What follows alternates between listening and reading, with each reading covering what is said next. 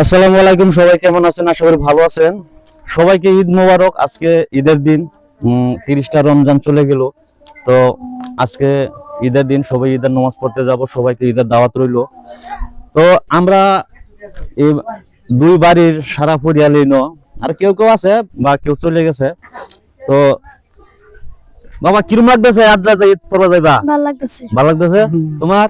আমার তো আর বেশি বেলা ভাই আমার বালা তোমার? জি মাশাআল্লাহ ভালো লাগতেছে। তোমার আজকে তো খুব আনন্দের দিন, তোমার কিরম লাগতেছে? আজ্জা খুব খুশি লাগতেছে। আমরা একটা মাস রোজা করলাম, সবাই এক মাস রোজা করার পরে আজকে একটা ঈদের দিন, আজকে নামাজ পড়া যায়, অনেক আনন্দের বিষয়।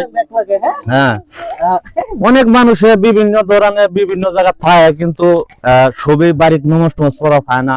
তো সবের জন্য আমার একটা দোয়া রইলো যে যে যেখানে থাকে অবশ্যই যাতে ঈদের নামাজটা যাতে পড়ে। সবের প্রতি আনন্দ ও শুভেচ্ছা ভালোবাসা রইলো।